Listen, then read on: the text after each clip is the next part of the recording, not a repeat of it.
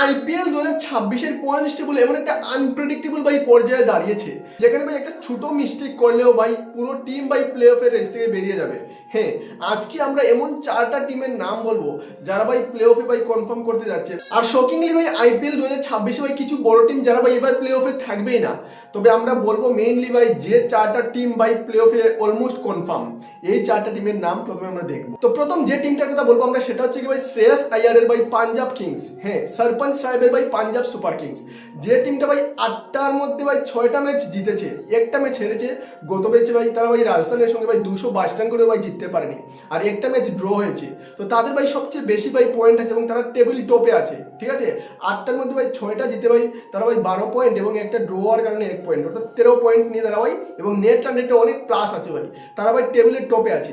এবং 2 নম্বরে যে টিমটা আছে ভাই তারা হচ্ছে কি ভাই আরসিবি। হ্যাঁ, এটা হচ্ছে নতুন আরসিবি, যে ভাই গত বছর ভাই ট্রফিও জিতেছে এবং এইবার ভাই তারা আইপিএল এর পয়েন্ট টেবিলে ভাই ডমিনেট করছে। তারা 9টি ম্যাচের মধ্যে ভাই 6টি ম্যাচ জিতেছে, যেখানে ভাই 3টি ম্যাচ তারা হেরেছে এবং তারা 12 পয়েন্ট নিয়ে ভাই টেবিলের 2 নম্বরে আছে। এবং এই বছর আরসিবি ভাই মানতে হবে তাদের ভাই যে ভাই একদম ব্যালেন্স টিম, ব্যাটিং হয়ে যাক বোলিং হয়ে যাক, ব্যাটিং এ ভাই বিরাট কোহলি এবং ফিল সল্ট, এবং কয়েক ম্যাচ থেকে ভাই ফিল সল্ট খেলছে না, জেকব বেদেল খেলছে। তবে ভাই বিরাট কোহলি যে দুর্দান্ত ভাই টাচটা দিচ্ছে প্রথম দিকে এসে, বাহ ওহ।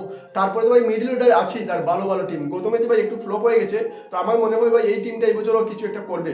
তবে ট্রফি জিততে পারবে কিনা সেটা নিয়ে আমরা আলোচনা করবো পরে, কিন্তু ভাই এই টিমটা ট্রফি জিতুক না জিতুক এইবার ভাই ভালো করবে, কারণ তারা যে ব্যালেন্স টিম ভাই। বোলিং ভুবনেশ্বর কুমার যে ভাই জেলে দিয়ে বোলিং করছে, আর সাথে আছে ভাই জস হেজেলউড। ঠিক আছে, তো এইবার ভাই আরসিবি টিম পুরো একদম ব্যালেন্স টিম। তারপর 3 নম্বরে যে টিমটা আছে ভাই সেটা হচ্ছে ভাই সানরাইজার্স হায়দ্রাবাদ। তারাও ভাই 9টা ম্যাচের মধ্যে 6টা ম্যাচ জিতেছে এবং 3টা ম্যাচই হেরেছে। আর যে 3টা ম্যাচ হেরেছে ভাই তারা 3টা ম্যাচে রান করেও হেরেছে, একমাত্র বোলিং এর কারণে। তবে গত কয়েক ম্যাচ থেকে দেখা যাচ্ছে যে তাদের ভাই বোলিংও ভালো করেছে এবং ব্যাটিং তো ভাই মানতে হবে ভাই। অভিষেক শর্মা এবং ট্রেভিস হেড ভাই যে দুর্দান্ত ফর্মে আছে ভাই। এবার ট্রেভিস হেড এবং অভিষেক শর্মা প্রথমেই ভাই তারা যেভাবে পাওয়ার প্লেতে মারছে না, দুর্দান্ত। তারপরে হেনরি ক্লাসেন ভাই, তাকেও মানতে হবে। গত ম্যাচে ভাই 243 রান করেছিল মুম্বাই ইন্ডিয়ান্স, সেই ম্যাচটা ভাই তারা চেস ডাউন করে দিয়েছিল। দুর্দান্ত খেলেছে ভাই অভিষেক শর্মা, ট্রেভিস হেড এবং হেনরি ক্লাসেন ভাই শেষের ভাই যে ফিনিশিংটা করেছে। তো তাদের কাছে ভাই ব্যাটিং আছে। আর তারপর ভাই নীতিশ রানাও আছে তাদের দলে ভাই, মানতে হবে। আর পেট কামিংস আসার পরে ভাই তাদের টিমটা আরেকটু স্ট্রং লাগছে। ঠিক আছে না, তো 3 নম্বর ভাই এটা তো ভাই মানতে হবে, ট্রেভিস হেড এবং অভিষেক শর্মাকে ভাই সব বোলারই ডরায়। আর পরের যে টিমটা বলবো ভাই বৈভব সূর্যবংশী এবং জয়সওয়াল, এই টিমটাকে ভাই ওপেনারকে ভাই ডরায় প্রত্যেক টিম। এই টিমটাই ভাই 4 নম্বরে আছে। হ্যাঁ, এই টিমটা হচ্ছে রাজস্থান রয়্যালস ভাই, যারা 4 নম্বরে আছে ভাই। 4 নম্বরে ভাই কি বলবো, দুর্দান্ত।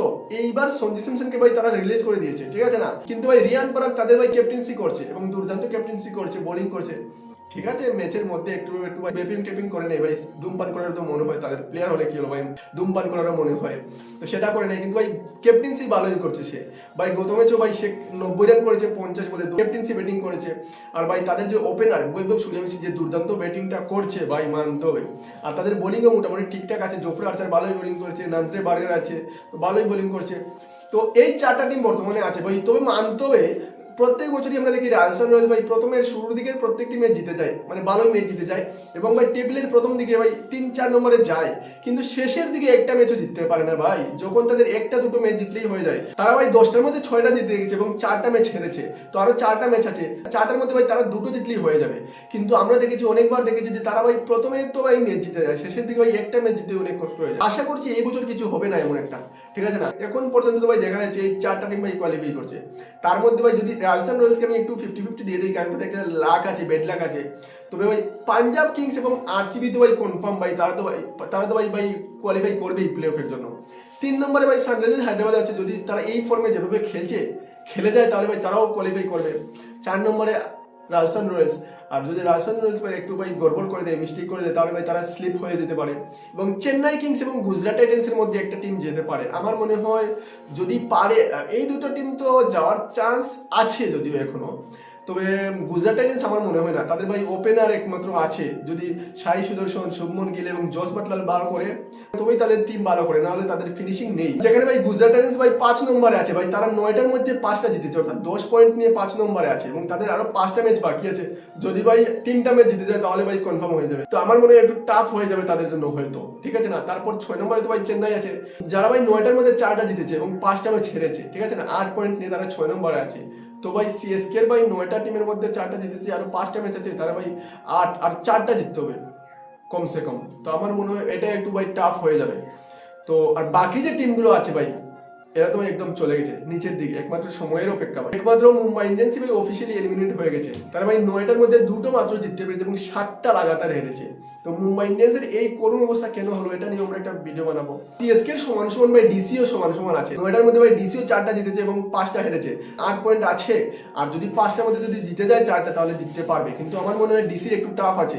যদিও গত ম্যাচে ভাই ভালো চেস করে নিয়েছে তারা, ঠিক আছে না, ভালো চেস করে দিয়েছে, কেএল এবং পাতুম নিশাঙ্কা ভালো ব্যাটিং করেছে, ঠিক আছে। তো আমার মনে হয় তাদের জন্য একটু টাফ হয়ে যাবে, পারবে না। আমার মনে হয় ডিসিও আউট হয়ে যাবে, ঠিক আছে না। সিএসকে আমি এতটা গ্যারান্টি দিচ্ছি না, তবে আমার মনে হয় 70% ভাই চান্স তারাও প্লে অফ থেকে ছিটকে যেতে পারে আমার মনে হয়, ঠিক আছে। আর ভাই লখনৌ তো ভাই কি বলবো, একদম টেবিলের নিচে বসে আছে, মুম্বাইও নিচে চলে গেছে। আর কেকেআরও ভাই কি বলবো, কেকেআর ভাই 8টা ম্যাচের মধ্যে 2টা ম্যাচ জিতেছে আর বাকি 5টা ম্যাচ হেরেছে এবং একটা তো ড্র হয়েছে ভাই পাঞ্জাব কিংসের সঙ্গে।